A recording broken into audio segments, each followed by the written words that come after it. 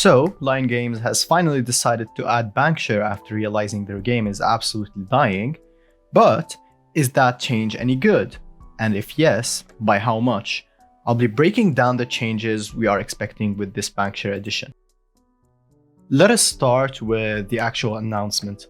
Due to the change of bank system, many contents related to the balance of the game may also be altered, such as maze entry limit. This most likely means that Daydreams, Violent Sun, and Broken Savior will become account limited instead of character limited entry-wise. Items allowed to store. This most likely means that we will not be able to store weapons anymore, because this is how it is on KR. And login attendance check.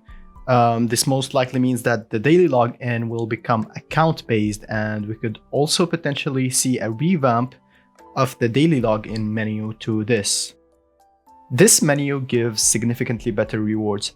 The most notable ones are the grade 5-6 tag, the ECs, DADs, the 2 possession terras, and the day 14 reward, which gives randomly a 4-star or 5-star Akasha.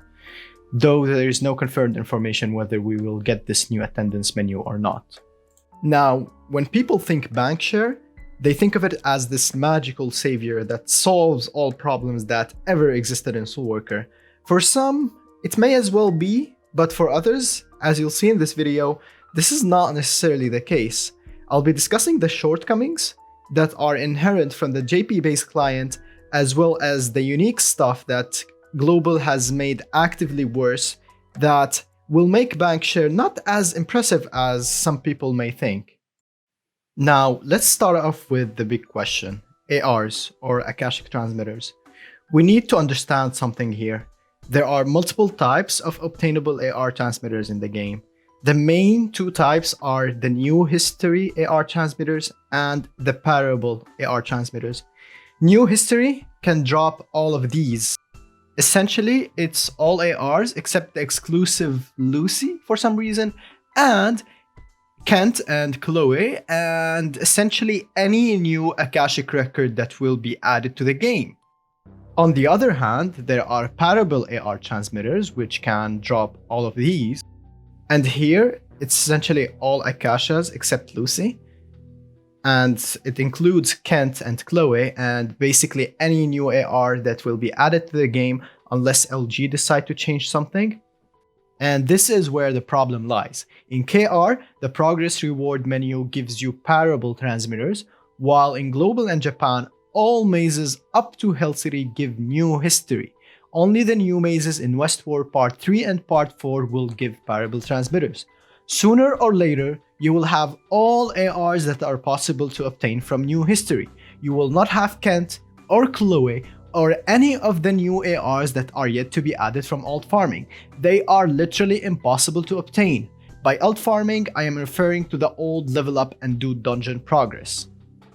And for some unknown reason, Golden Citadel Progress gives 20 AR transmitters in KR, while in Global and Japan it gives some weird, completely useless house fashion. Yeah. Another problem is that every town progress in KR and before in Gameforge gives AR transmitters as rewards, not only a costume. As you can see, this is not the case here. So you will have to do Rookko to Rune Fortress for 21 ARs only, whereas in Gameforge and KR it's 71 ARs. You are doing the same effort and getting less than 30% of the rewards. This is the main issue people tend to miss. Now, it's not all despair. A lot of people have done events on their characters to at least get ARs, or they simply have submains which they invested on. And this is the biggest change for these people. They will be able to combine their collections across multiple characters to be able to have all of them on a single one. They can also transfer possession brooches and other good stuff they have on their alts, which is great. However, there are a lot of people who did not invest on alts at all, simply because they are not interested, which is understandable. You can't really force people to make alts, and this is really sad for these people. If you are one of these people, you are not alone. I also have literally nothing useful from my alts. Another good side is the Gruton jars. For some reason, the LG lords have decided to bless us with a revamped version of Gruton jars. This is the new Gruton jar, and this is what it used to be. Not even comparable. It's way better. For aggregate results, I have collected the 218 Gruton jars and calculated how many Gruton coins they gave. A Gruton jar gives about 50 coins on average. You can buy 3 jars per character, and you have 9 characters. So you can get 27 jars or 1,350 coins every day. So you can effectively farm 2.25 transmitters per day passively, just by buying Gruton jars. This is really good, the only good part actually. If it weren't for the Gruton jar revamp, there would be no change to people who haven't invested in their alts. If you aren't already buying Gruton jars on your alts, do it right now. Now, the elephant in the room, limited entries. For people who are alt farming IDD on their alts, my absolute condolences. IDD limit will change from 2 per character, a total of 18 runs if you have all alts leveled, to 5 or 7 per account. It is a huge nerf. Personally, I didn't invest on alts, and in general, we are generating too much Zenny, so this is a good change for the ecosystem of the game, but also a severely bad change for people who have alt characters and accounts to farm IDD. It's not the end of the world, we can still use alt to farm Zenny, right? I mean yes, but again, we see our KR friends pulling ahead. KR mainly use HH or LF to farm Zenny, and both are significantly worse in global. HH entries are limited to 10 only, whereas they're unlimited in KR. HH materials are still 1 Zenny in global, even though they're 20k in KR and JP. As for LF, LF is limited to 3 per character per day in Japan and global, while they're 10 per character per day in KR. And we see the same thing again.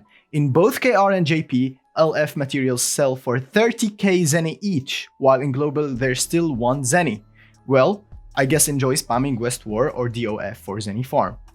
As for items allowed to store, we should be able to store ARs, gears, accessories, costume, brooches, tags, etc. So it's definitely an improvement. We shouldn't be able to store weapons, as this is how it is on KR, but it shouldn't cause a major issue. It's still better than what we have right now. And so now people can main other characters without having to farm everything from scratch. Now, there is just one scary part.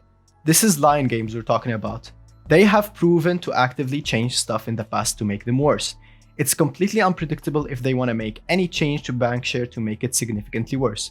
The worst case scenario is they make all items obtained before Bankshare not bankable. But this is very unlikely as it will be tedious to implement.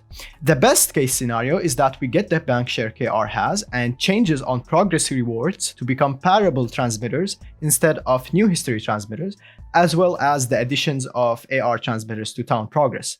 But this is also unlikely. I just don't think LG will go out of their way to make things better for us. I think what we'll get is the same as KR Bankshare, but we will not get progress changes. As for tips until Bankshare, buy Gruton jars on all characters every day. If you have alts for IDD, consider spamming that before they nerf it. You can also do Primal Hero on alts if you have them geared well enough for that, to get more ECs. You can also do the events at least for the ADs, ECs, and ARs. For instance, the current event can get you 90 ARs, 73 ECs, and 90 ADs just by doing 3 dungeons on every character for 3 days.